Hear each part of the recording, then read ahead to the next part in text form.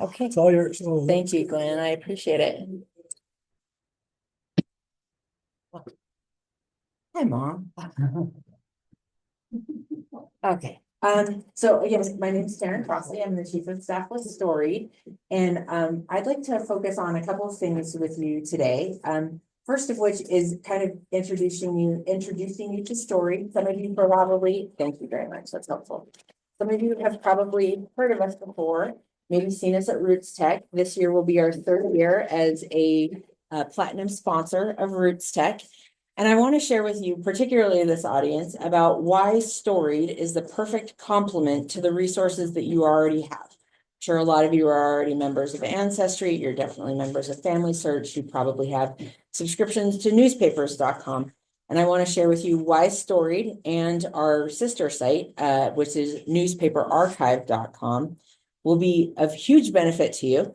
I have stacked the audience with some friends. Kent and Pan Wing are good friends of Storied and of me, and we helped them build several books.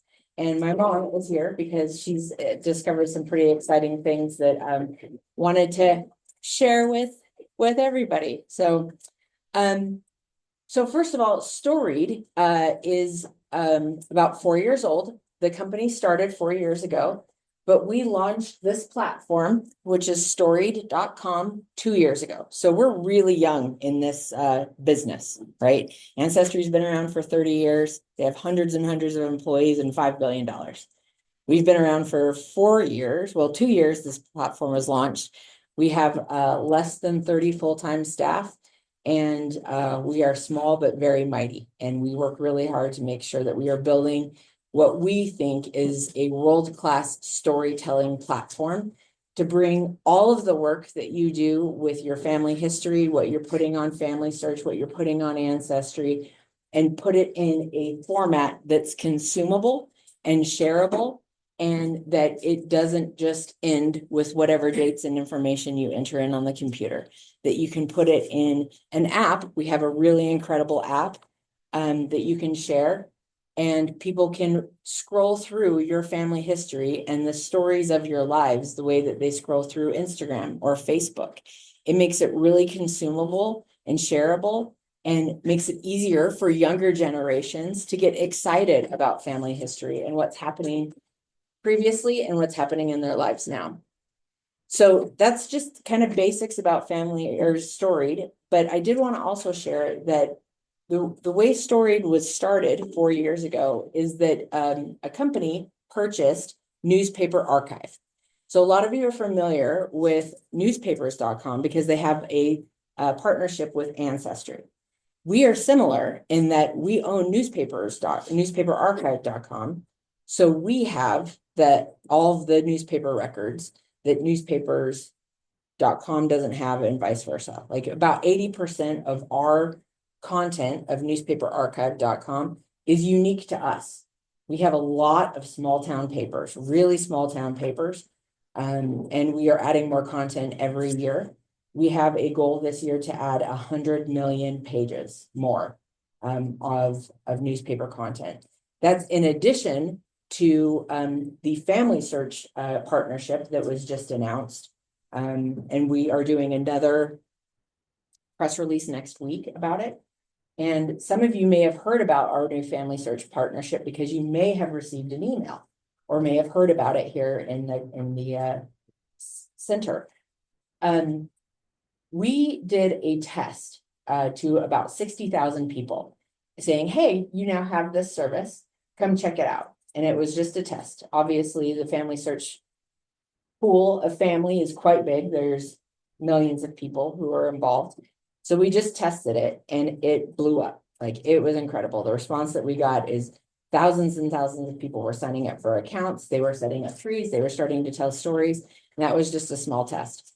So Family Search said, whoa, we slow your roll. We got to make sure that this is going to happen really well. So it happened so well that they've postponed the big launch to 2.6 million people, and that will start on February 10th. So if you have not yet received an email from Family Search, you will receive one most likely, if you check your junk mail, if it happens to go there, during the week of February 10th, because it's so many emails, they are going to be sending about 50,000 an hour over the course of 4 days. It is just a massive amount of people. So we've been preparing a lot for that. So if you're wondering how come I haven't heard of this partnership before, that's why. It was kind of soft launched and then people have been talking about it. It's here now. You have access to it on Family Search now. So we're going to set up your accounts today. But I just wanted to make sure that everybody was aware of the fact that it was available to you now. But if you haven't heard about it, that's why. Okay, so what makes Storied different? And we like to consider ourselves the perfect complement to the resources that you already have. In fact, that is the name of the session that I am teaching at Rootstack. So please be sure to attend there because you will be all experts at it by then. So we consider Storied a really great complement because we have additional newspapers and resources that you may not have seen before. And you're all very experienced in family history. And so you're probably looking for that nugget that you've never experienced before. How to chip away at that brick wall that you're missing.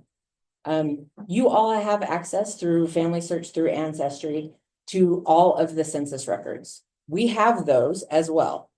In fact, the 1950 census that just came out, there's only 2 copies of it in the world. One of which was produced by Ancestry, Family Search, and MyHeritage, and the other one was produced by us. We did that ourselves. And what that requires is that we take these essentially pictures of spreadsheets created in 1950 that were handwritten, and we convert them using computer and machine learning into what you can research.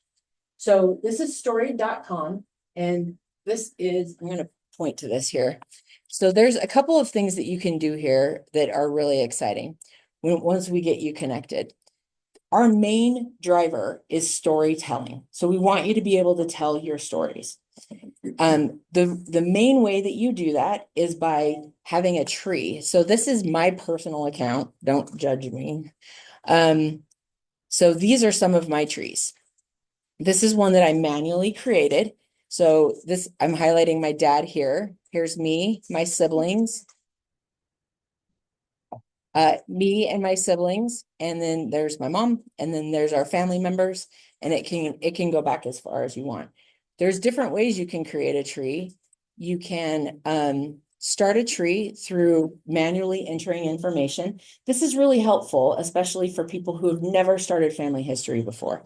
We like to consider ourselves to different populations as different things. So for you all, we're a good complement to your resources. To people who have never started family history before, this is a really gentle way to ease into it. We are very price affordable, and we focus on things that they can easily access, right? That they don't have to go into Ancestry and pay a couple $100 a year to not know what it is that they're looking for. We help guide them through that. So the first thing you want to do is start a tree. So you can manually start one with the information that you know. You can upload a GEDCOM file, and then we can do an import from Family Search. So right now, the import from Family Search will do the your most recent 4 generations. And that's just because of limitations with Family Search, and we're new and we're testing things out. Right now, when we import into Family Search, it will bring in all the data. But most importantly, it brings in your memories as well. You know, in Family Search, you've got the what we call a node for the person, and they have the different tabs and they have the memories. When you import someone into Family Search, this is my great-grandfather here. So I'm going to click on his stories. So these were stories that were imported. Oh no, I clicked on the wrong tree. I'm sorry.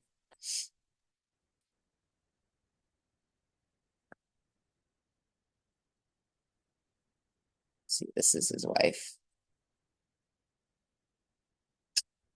Clicking on the wrong trees. I have so many. Here, I'll just go to all my stories so you can see them. So when I import from Family Search, it pulls over all the memories. And you can see that they populate into your Storied into your, what we call your scrapbook as drafts. So what it does is it automatically pulls in pictures. It pulls in the PDFs that people have added to, you know, the memories section. This particular one, someone, and I don't know who yet, wrote a story about their great grandparents. Oh, and then this is John Hammond Crossley. So this was actually my grandfather who wrote this story. It was in Family Search. It's now been imported into Storied as a draft story. So this is him. This is my grandfather telling his story about his great grandparents. And he didn't add any pictures, but if I had pictures, I could easily add media and upload from my phone, my computer, my device. I could add it in the app. And even if you're not the original author. correct, because once you've imported it into the your family tree, you've started your family tree, that becomes part of your story. And then when you add the additional media, you can include notes on this photo was added in 1950, this photo was taken by so-and-so, but you know, add additional citation and information. So the important part with this is that to tell a story, you need a tree first. You need people to attach the story to. We don't just want to tell stories and not have them attached to someone. So just think of the tree as, you know, the root of everything that you're sharing. There's the proxy again. This is a story about my brother and I. We took a cooking class together in December. And when we were taking the class, the woman came up to us and said, my maiden name is Crossley. Are we related? We're in Utah. We're probably related. And it turns out she is my second cousin. And so we had never met. We had a really great conversation. She showed us around the kitchen. She let us try foods that nobody else in the class got to try. And it was just this really great experience to be able to have with this woman that I had never met before, and it turned out to be family. So the name of my story, I called it Home Cooking. I listed the name, the location, and the date. Oh, I did 2025, but I can easily edit that. I'll show you an edit. So I click Edit Story. And I can change this here. And then I can, so once I change it, or once I finish writing all the things that I want to in the story, I click Next. And then here is why it's important that we have a tree. We want to tag the people who are in the tree so that when I go to look at my family tree and I look at my brother, this story will be attached to him as well, right? So we want to make sure that all of the people in the story are tagged so that it connects all of our people together. This is my dad. He's first cousin once removed with the woman that we met. So I tagged him as well because she talked about him when we were meeting. Yeah. So, but it doesn't show in Family Search. It shows in Storied. Yes, that is right, because we don't have a two-way sync with Family Search. What you import into Storied stays in Storied. Eventually, the goal is to have a two-way sync with Family Search, but we're not the only one partners in that side of that conversation. So as I shared earlier, it's sometimes really hard as a business to do business with Family Search, for instance, who literally has all of eternity to do their work. So sometimes it takes a while to get things done with Family Search. It took us 4 years to make this deal with them. Part of that deal includes the free accounts for LDS members, but also they are giving us a ton of content. One of the things that we're really excited about is New York passenger lists. That is just going to be like, already Family Search has access to that, but you'll be able to import those and save those clippings and create draft stories about those things. So that's why it's important that we start with a tree before we start telling stories so that we can tag the people in it, right? You can apply categories to it. So I tagged these particular things, memories, possessions, because she happened to talk about, the woman, Brenda, happened to talk about a piece of art that her grandmother had made. And I grew up with it in my home, like the violin that Cora made. I grew up with that art in my home my whole life. And she said, oh, your dad gave that to me. And I didn't even know he had given it away, but it meant so much to me that someone else had that. So I included actually in my story, here.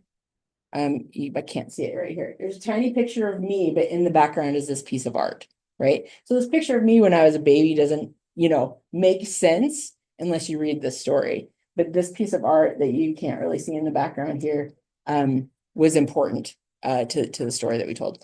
So you tag your folks, and then here's what's really great about Storied. We believe in privacy. It's really important to a lot of people that their tree is their tree. It's not what we call a wiki tree where anybody can edit it and change it and do whatever they want to it. This is your information. So you can share it with a group. You can invite anyone you want to your groups. So if you wanted to create a group with just, for instance, mission companions or high school friends, we also believe that family history isn't just limited to your bloodline. You have adopted family, you have neighbors, you have communities, you have ward families. What if you wanted to create a history of your ward? So you could create a group, invite all of the people you want to contribute to that group. They can add their own stories, they can add their own photos, and then they can produce, in a couple of clicks of a button, a book. And these books are really incredible, and we'll get to these. But our main purpose in telling these stories is to be able to have output that we could share. And I asked Pam and Kent to join us because they are our most prolific book producers. I think you've made 10 in the last 6 months. Is it only 7? 7, and I've ordered others, but I'm working on about 6 more. She's crazy with the books, but she's producing them like crazy because it's pretty easy, right? We took a month off for Christmas. But... Oh, took a month off. Well, we're glad for that too, because we got a little bit of a break too. But you can invite people to these groups and then you can determine whether or not access to those stories are public or private. When they're private, only the people who are in your group can view them. If you put them in a book, people can read them in a book, but they can't access them on the website, if that makes sense. And I can talk about QR codes in a minute. If they're private, or if they're public, anybody who has the link can view it. Is everybody familiar with QR codes? Okay, well, I'm gonna briefly touch on that. So one of the awesome things about our books is that each story has a QR code at the end.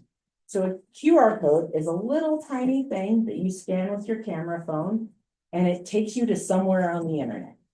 So this little box of doodles is linked to this story on the internet. If this story, Igniting Innovation, this is by Heather Hunter, she's our in-house genealogist.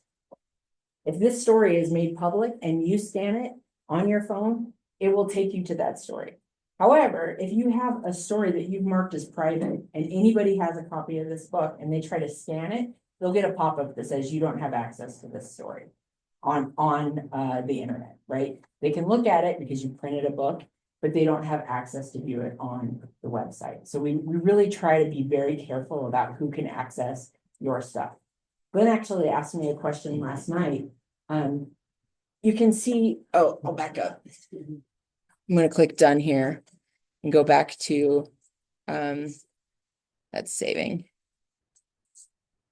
So we do have featured authors. We have a bunch of people within the company that are telling great stories. We have people who are very prolific storytellers. We have some of our customers are making books for us so that we can display them at Roots Tech. And I will show you this one. So this is Julie. Julie Holmansky is one of our prolific storytellers. She's one of our featured authors. And you can follow people on Storied. And you can look at your feed every day and see the stories they've posted. Every day I wake up and I read what my coworkers have posted about their families.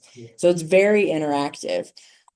She is writing a book for us for her experience on her grandfather's World War II life. So my mom's going to do one for her dad as well. But she is writing about his experience for World War II. So you can make these books about a person, about an experience. You could make one just about a family reunion that just happened, right? So these books can be about anything. So these are Julie's stories. Right now, we don't have a way for you to search our storytellers. If you are able to find them, like you can look at their profile, copy this link, and then go to her page and then follow her. So Glenn, that's the answer to your question there. Some of our staff follow Glenn because he tells some great stories, and he was like, who's liking my stories? That's our staff that are following you. So it's very interactive. One of the like this morning, one of I call her super fan Deborah. Deborah is a huge fan of Storied, tells everybody about it. Unfortunately, she had a niece pass away, and she posted, I didn't know about it till this morning, but this is how she wrote this beautiful story about her family.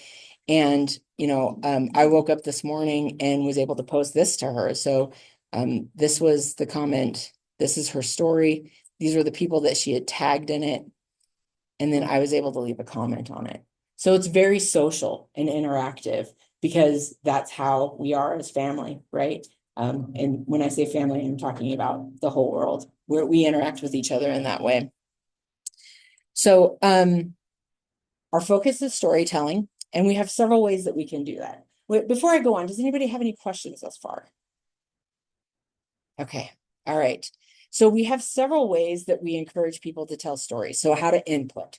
So you can input by importing stories from Family Search or your memories from Family Search, and then they show up in your scrapbook here as draft stories. We don't automatically publish them for you. This way you can edit them. If they were written by somebody else, you could clean it up, especially if it's not true. And then this is actually my scrapbook. Like that was me when I was a kid. That was so cute. One of the cool things about importing your memories from Family Search as well is that we import all of the things: photos, audio, PDF, newspapers, clippings, and by Rootstack. So we've got like 50 days. We will have video. So yeah, Pam's been very, very excited about that.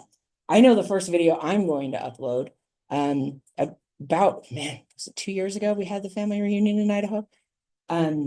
My mom's grandparents were from Sweden, and some of the family still speak Swedish, and I have a video of Uncle Grant, who's 97, singing the Swedish national anthem. That is the first video I am going to be uploading. So right now we don't have a limit on it. So if you have a video of someone talking for an hour, we can upload it. It might take a little while to upload it, and eventually we'll probably put caps on things based on like storage. You could probably upgrade for larger storage. One of the things that we have found that our customers are looking for is a place to consolidate and keep forever their memories. A lot of people came up to us at Rootstack last year and said, well, what happens if I cancel my subscription? Well, we'll still have your stuff. You want to sign back up and have, access to it. Just because you may not have an active subscription doesn't mean you're going to lose access to it. You could still log in, look at it. You wouldn't be able to add new stories. You wouldn't be able to leave comments and things like that, but you would be able to still have your stuff. We also will have it forever. I know that there are some companies that have, insurance policies against all the things, and they're guaranteeing that your stuff will be available for the next 200,000 years, things like that. That will be us as well with our video. So we currently don't yet have a cap on it, but that probably will be coming based on use. So this is, I don't know what this audio is actually, so I am not going to play it. I will, however, want to show you something really cool. So I am following one of our other customers, and she gave me permission to share this. This is Susan. So she is very private and is not loading.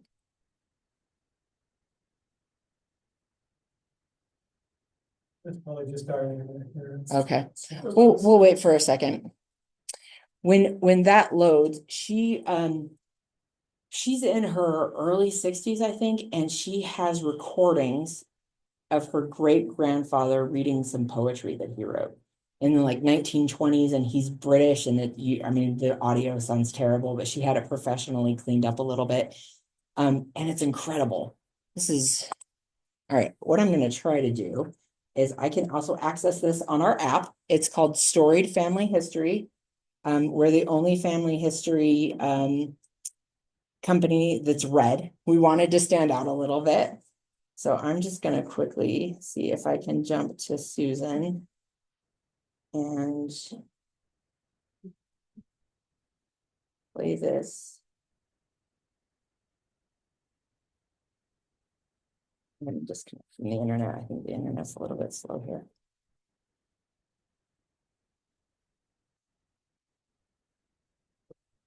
Well, this isn't.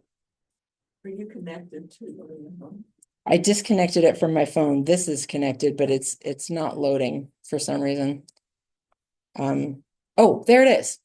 There we go. There we go. All right. So this is she gave me permission to share this with you. These are the only two public stories she has. She has hundreds of stories, but these are the only two that she made available so that we could share them.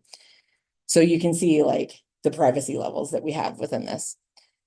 So the audio is a little hard to hear, so I hope everybody can tolerate it. She added this audio here. And just to give you a little background, it's the story of her grandmother talking about her great-grandparents. And I apologize for the audio. This is the best we could do.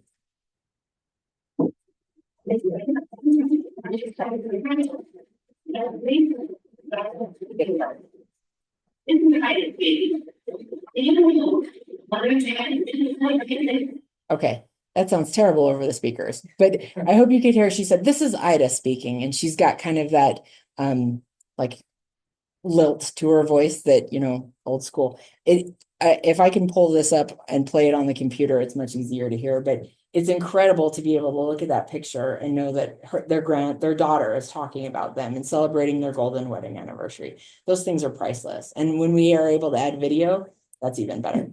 So with QR codes, what this does, and in fact, there is one particular book. So this book here is the book. Our CEO is Kendall Hewlett. He worked at Ancestry. Most of our executive team worked at Ancestry. You know, the little wiggling leaf at Ancestry that tells you have a hint. Kendall invented that. So we're deep into product development here. So this is, his mom passed away a year ago. And this is the story that a book that they made about her life. We were able to turn it around and get it published in less than 3 weeks, and it was at the funeral. So his mom was a proficient violinist. And let's see if I can find this quickly. There were some of her kids or great grandkids that had never heard her play the violin because she passed away when she was, I think, 94. And I don't know if I'll be able to. Well, I'll show you this. So here's the story of the wedding. And on the QR code, you can see the QR code, and there's a little paper clip next to it. That means there's additional attachments in the story that's online. So when you scan this and if you have access to it, it will take you to the story that's online, and you can see additional attachments. And that it could mean photos, it could mean PDFs. If there's a play button, that means video or audio. So there is somewhere in this book. Yeah, actually, there's another one of her when it's right behind you, Mom, if you wouldn't mind coming here. I use this so much, I have the page tabbed. So I can pull this up a lot quicker. So here she is, playing the violin. And so I'm gonna just do this really quickly. So I just scan the QR code with my phone.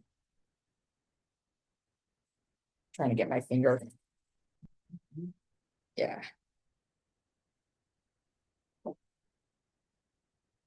Okay. Zoom in.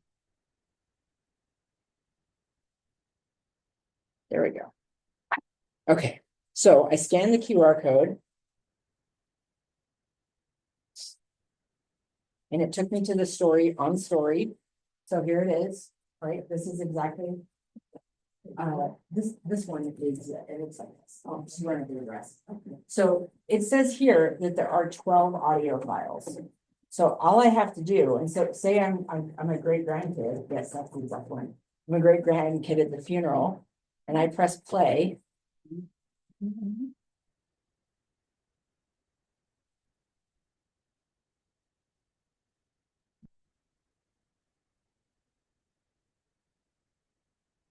Well, that'll kick in. I've heard it. I know. Yes, it does work. So anyway, you can interact with the audio and then the video. I know that Pam has written stories and then she has recorded herself reading the stories out loud. And because they're for her granddaughter, and then the audio is now there. So her granddaughter can scan the QR code of the book. My And granddaughter can sit in Price and listen to the story being read by me. Yeah. And I did this because she was 4 and I was 70. Now she's 5 and I'm still 70. But anyway, for a month. But I just felt like I may not be there through her whole life. So I want her to have books that are things that we do together. And so I've got I'm working on the 4th book right now. It's about halfway done. So Pam's a good example. She's doing books of ancestors and telling whole stories about people's lives and then writing stories that are happening now with her grandkids and posting all the pictures, and you'll be able to post the videos. The one that I'm working on right now is Kent's grandmother and grandfather's story. And it has things like a girl who went up to a group of boys, and the boys were swinging a snake at these group of girls and trying to scare them. And she walked up and took the snake away and threw it on the ground and said, "Don't try to scare us." And she was one that would have those foot race with the boys and try to beat them for sure. And then one day they were doing the boys were standing on their hands on top of a rail that went across the Provo River Bridge. On the bridge, there's a railing, and they were standing on it going across, and they dared her to do it. Well, while she was up there, they hit her hands, and she fell into the Provo River, and she was taken down under 2 bridges before she was pulled out. And then she went later to a dance when she was older, and this boy walked up to her and said, "Oh, you're so-and-so." And she says, "And you're so-and-so." And he says, "Want to dance?" Well, they ended up getting married. There's just some fun stories. Yeah. And that story was on Family Search that was pulled into Storied. And then I'm putting AI pictures with it. So there weren't pictures like that came with the story. So we actually we showed Pam how to use a service called Copilot. And she's learning how to generate AI generated pictures that go along with the story. And so she's using an AI in some of these. I only do that if I don't have a picture that's for real. You don't have to have a picture. Oh, I always turn it to the naked picture. This is my coworker and his brother. That's always the one that opens first. But here's a story he wrote and generated an AI picture. Right? You don't have to have pictures with your stories, but it makes it more engaging. And so we are also teaching a class at Roots Tech on how to use artificial intelligence to work it into your family history. So one way to tell the stories is to import through Family Search. Another way is, where did my box go? Is something that I just was telling Glenn about. We just recently launched on Amazon too. I don't know if you've ever tried to give someone a gift like Memento and they're not on Amazon because they are providing a service. Well, we also provide a service and allow you to custom build a book, but we had to provide a hard good to do that. So this is blood, sweat, and tears poured into this. Literally helped me build this. Yeah, I'm super proud of myself. Like if I can add something to my resume, it's the fact that we built something that's on Amazon. So like I sourced I'm very proud of this. So inside this, and you can get this on Amazon. We have 2 options, one with cards only, and I'll show you those. And then we also have one that includes a subscription to Storied and a book. So if you are interested in a Memento level, being able to tell your own story, create a book, get a subscription to Storied and Newspaper Archive, which you already will have with your accounts. You can purchase either one. So these are the cards only. Comes with a little booklet telling you about all the amazing things that you can do and like pictures of the covers of the books and what colors you can make the covers and that sort of stuff. But this is what they look like. These cards, there's 78 of them. It says, how would you describe the neighborhood where you grew up? You scan this QR code and it will take you to a place on Storied.com where this prompt is already populated. And so, for instance, if you're sitting around the kitchen table after Thanksgiving dinner and you start playing with these cards and you pull up this QR code, you scan it and you start recording and say, how would you describe the neighborhood where you grew up? And all of a sudden now you have audio of the conversation that's happening. And then you can add that audio to the story. If you have photos you want to add later or you happen to have them on your phone, you can add them right there on your phone as well. And then click, click, click. You've got a story, and then you do 78 of these, or I think the smallest you can do on a book is 20 pages. You do a couple of these and you've got a book, right? So if you are unsure how to start documenting someone and their lives, and you know you have a limited amount of time to do that, this is awesome. Because there's some built-in questions here that just walk you through bits of history and memories that you may not get otherwise. So these cards are available on Amazon. We'll also be selling them at Roots Tech. And so this is another way that you can start telling stories. So then once you get some of your stories together, you can create a book. So On Amazon? they're called Storied Starter Cards on Amazon. Yeah. And so if you wanted just the cards, they are $29.99. And then if you wanted to gift it, actually, we had a lot of these sell during Christmas. The gift portion that includes a subscription to Storied for a year and a book is only $100, which is remarkable because these books are up to 200 pages. They're full color and you can customize it, and we turn them around pretty quick. I think the last one you ordered, you got in less than a week. But they send a PDF file that just looks like the book opened up. And you're able to make sure all the pictures match the story and re-edit for yourself to make sure it's correct. But once you send that in, it takes about a week to get your book in your hands. Our publisher, our printer is based in Linden, so we're very local. Very based. I will tell you, we in about 6 weeks before Roots Tech, we won't be sending you PDFs anymore because we have something called Storybook Studio that will launch and you'll be able to do it all by yourself. We've been working really hard on this. Oh, it hasn't started yet. So Storybook Studio has launched in what we call an MVP form. So I'm going to show you a book, what it looks like when you start a book. Karen, I just called it up on Amazon and Yeah. if you did just Storied, it comes up and it's called Storied Family Tree Kit. Yeah. Yeah. So like we have to get, on Amazon is really challenging and you have to be able to like bid on certain keywords. So the title of it is like family tree kit, genealogy, interview, grandma, grandpa, whatever. But if you look for Storied starter cards, they should help you find them. So here's some stories that I've written. And so say I wanted to start a book, here's some stories, and I want this one and this one and this one that I just wrote. You can see who's already tagged in them. This is a story. Actually, this is a cool story. I'm just gonna, Maureen's Pecan Crunch. There was a woman that was a big part of our life. She was like a second grandmother to me. And she always made pecan toffee for Christmas. And this year I was like, I'm gonna learn how to do that.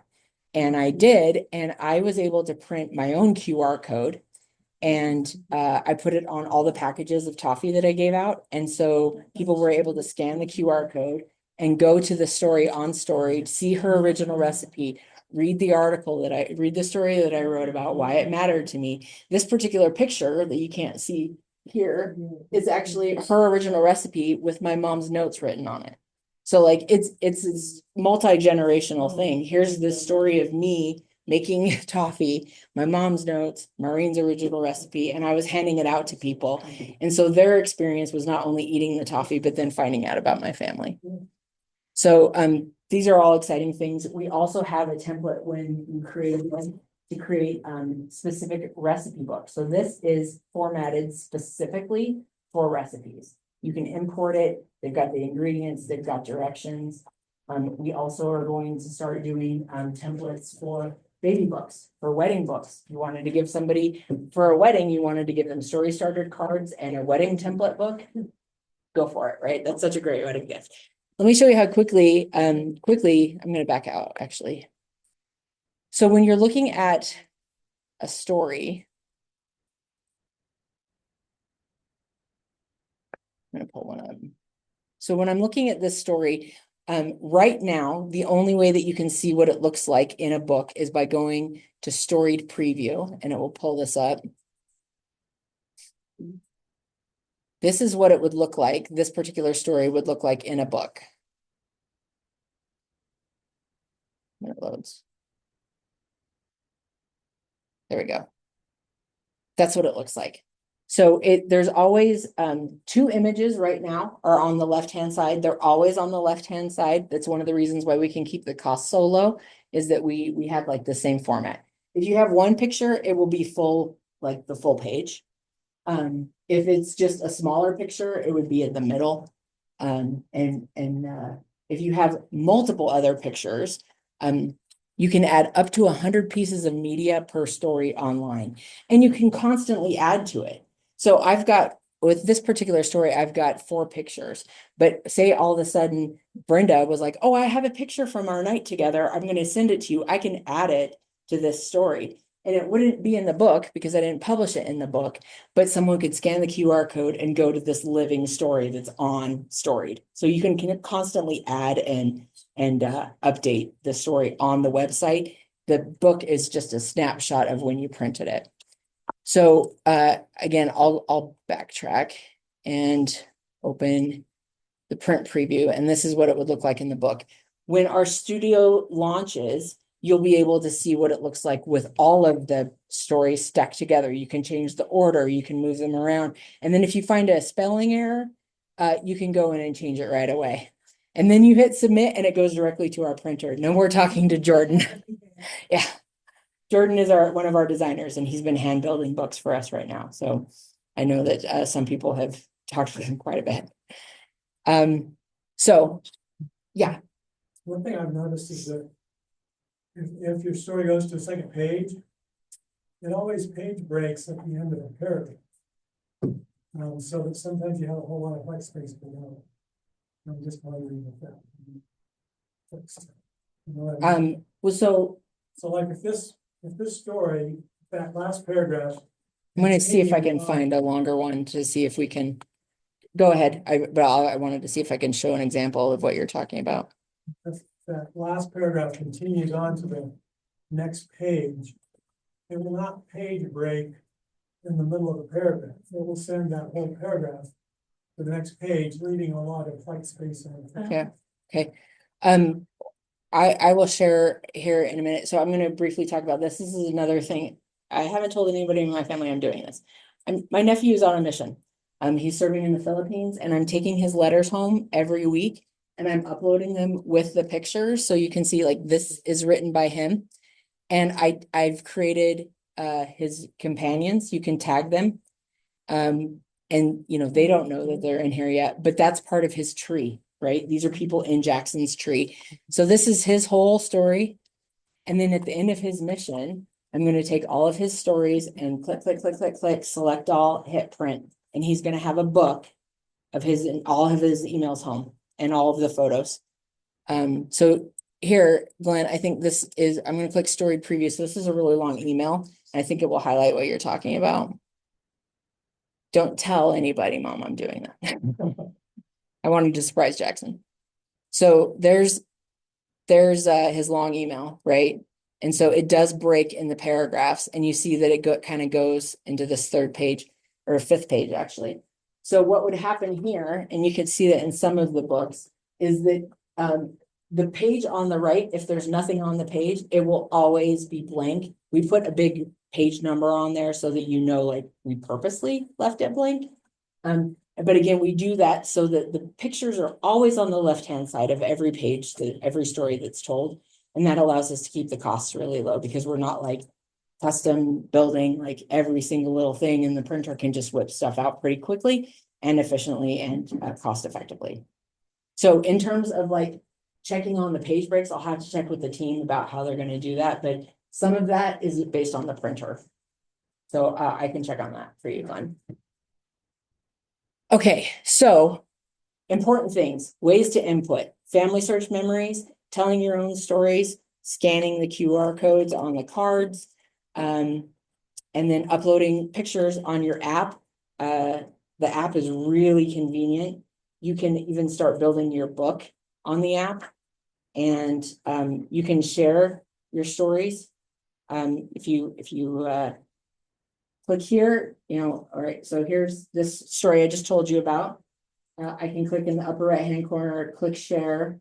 And if this was a public story, or if I had people in my group I wanted to share it with, I could text it to them and they can just read it. Like, isn't this so cool? I just found the story about great grandma and they're consuming it like that. It's just little bits. No one's intimidated by a 40, volume family history that's been on a shelf forever, or a really thick PDF that no one's ever going to read. We want them to be part of our lives on a daily basis. And in order to do that, it's got to be consumable in the way that we consume media now. So that's what we're doing here. So I wanted to talk about why we're a little different, how to put stories into Storied, and how to create books. But what I also want to show you how you can convert or start your free LDS account. But I wanted to hit quickly on why why Storied is different for you, why it's worth setting up your free account, right? And I asked my mom, I prepped her ahead of time, like to tell the story. So my mom's a very proficient genealogist. I was raised with my family doing genealogy. It's like my whole life. So I always thought it's done. I don't need to do anything. But as I've grown up and I've learned about the people, I realize it's not done because there's always pieces missing. And in fact, on our Crossley line, which is our surname, our Crossley line, we can't get past my third great grandfather.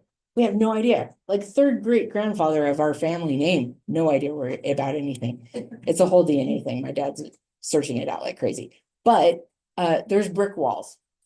So, Mom, would you mind sharing about Ada?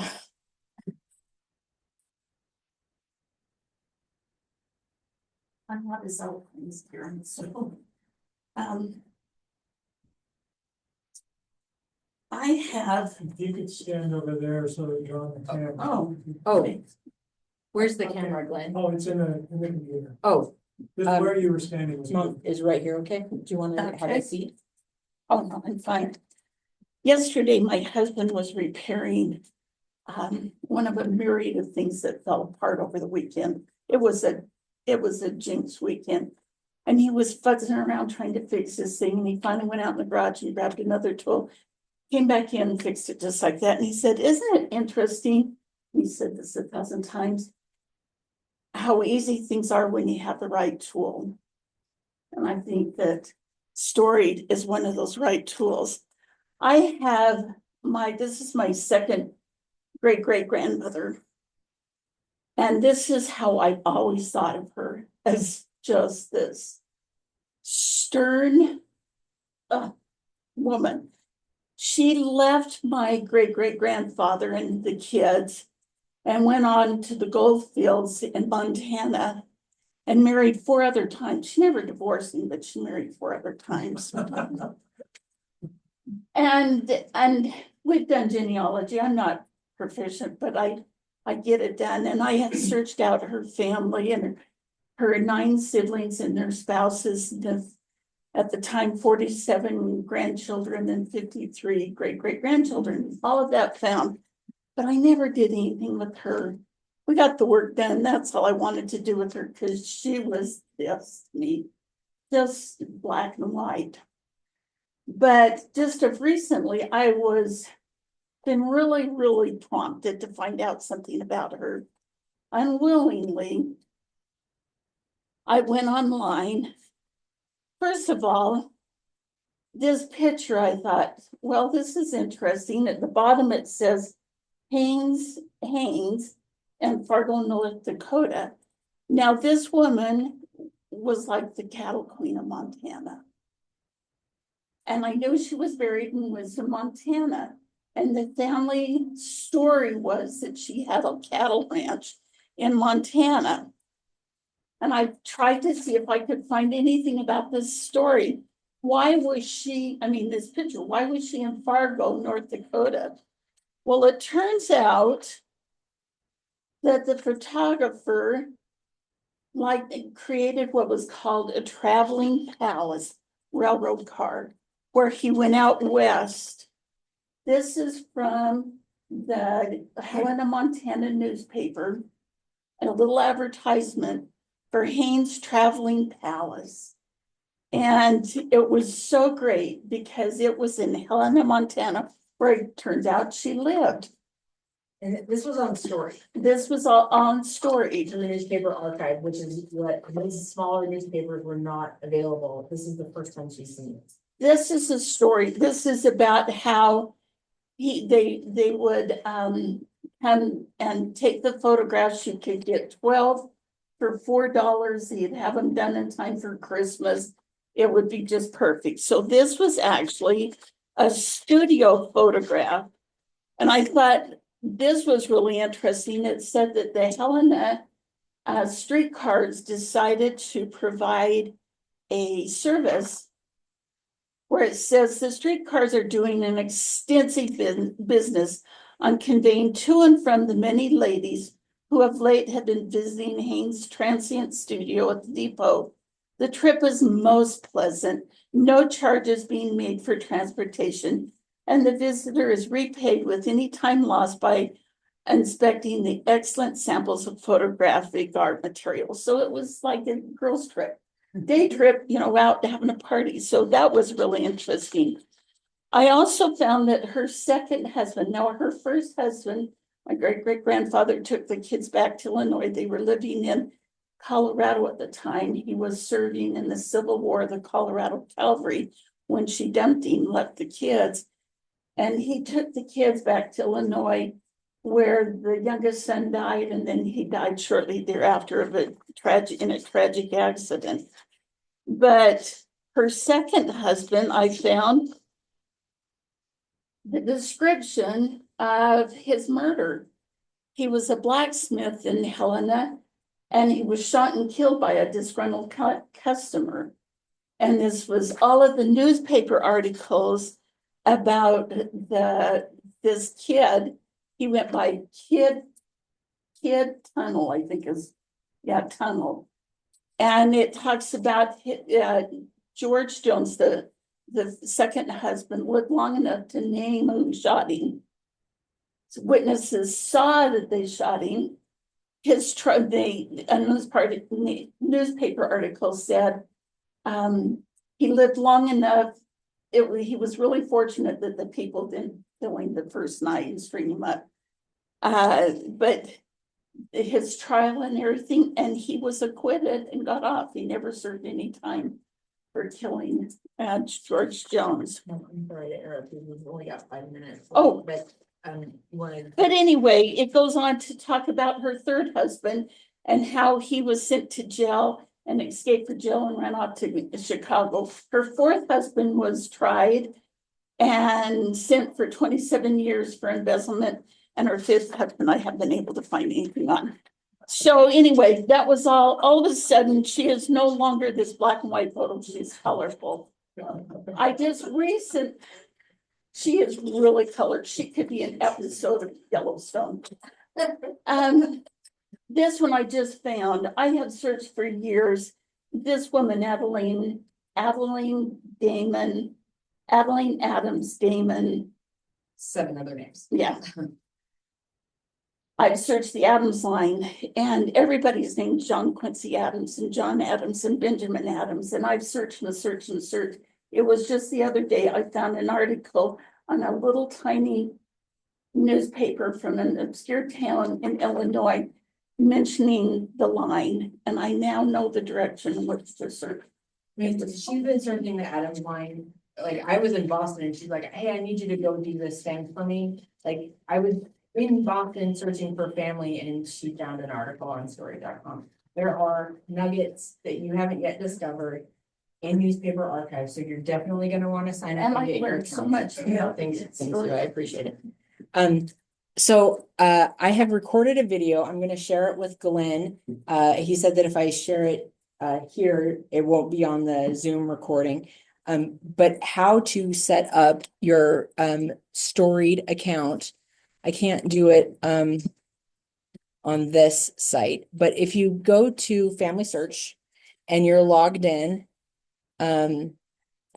third-party access. Oh, I guess I'm gonna have to log in. All right, I don't know if I know my password. Well, what you do is you scroll to the bottom, go to third-party access, and then it will take you to this, you log in, that's fine. I've actually got this video and I'm gonna quickly show part of the video.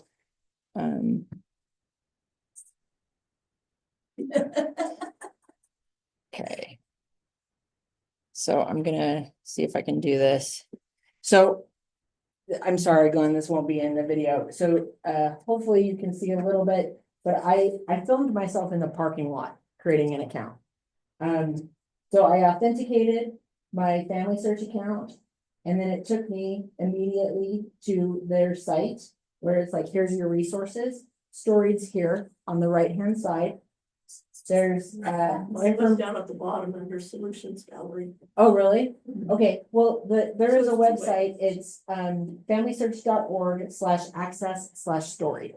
So you join for free, it will take you here and it will ask you how you want to join. Do you want to sign up with Apple, Google, an email address? If you already have a newspaper archive or Storied email, you can log in, you can sign in, and it will convert whatever account you have now to a free account. So if you have a non-paying account, you have a basic level account, this will give you access to everything we have with the LDS account.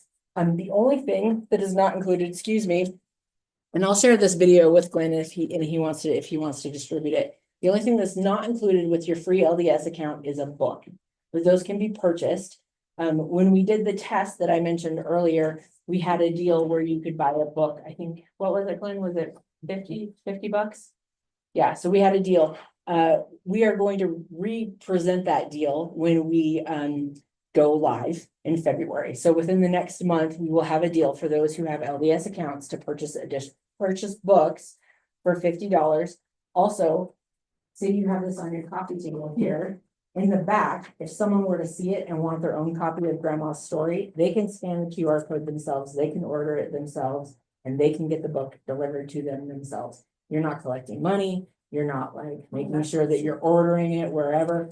They can take care of it themselves, and because it's an additional copy, it's actually cheaper than the first copy. So there's lots of ways that you can disseminate your information. Once it, oh, I guess that went through, but once the account is created,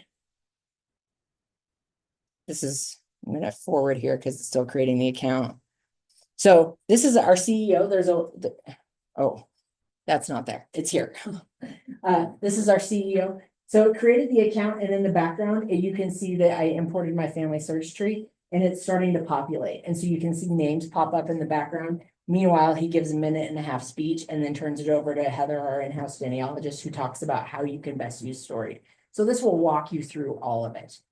I can have a question. Yes. Didn't you say it only imports 4 generations? Currently, it Okay. imports 4 generations, and I should preface this by saying it imports the memories of the first 3 generations. And the reason why we did that is because we wanted to speed it up, and we figure past the first 3 generations, you may not care as much about who's the second great grandparent, and then all of a sudden they're a draft in your stories, and you don't know who they are, you don't know the picture. So we try to keep the memories that are currently importing as relevant as possible.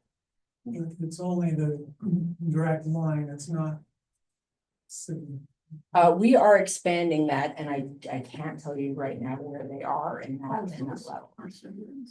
So yes, siblings, marriages, things like that. So if what you import today is not all of that, you can go in and start another tree later and delete the first tree if you want. It will uncouple any stories that you've written about those persons in the tree. You can create as many trees as you Yeah. want. Upload a GEDCOM, create, a manual tree. You can import family search as many times as you want. As we continue to build the capabilities of our family search import with the help of family search, then you can. So you could go back 4 generations and pick 3 generations and pick this person, and it would put them on a family tree here and.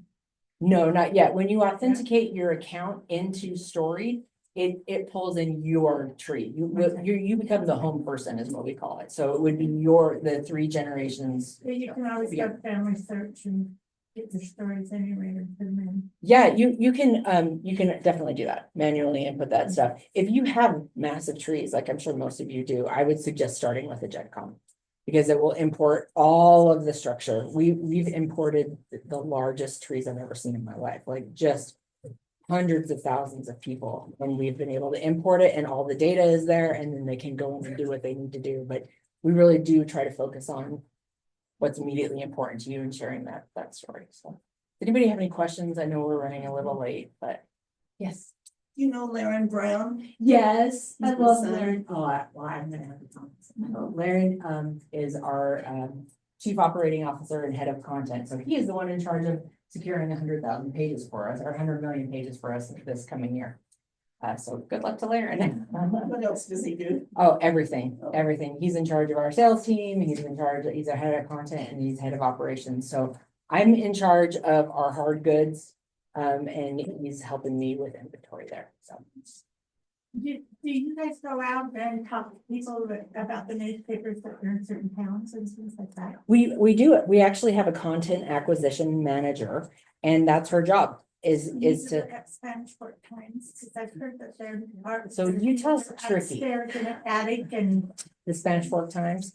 All right, I'm gonna make a note. I don't know. Utah gets a little tricky though, because people, The Spanish Fork Press, okay. it has so many things that my ancestors never. Utah gets a little tricky because, the University of Utah has kind of like a deal and they have kind of a stranglehold on a lot of Utah papers. But if there's an opportunity for us to get papers, we get contacted all the time for people who say, I just inherited an attic full of newspapers and we've got a full run. I just got an email from a customer who said, I have 60 years of daily newspapers from this. We're all looking at now.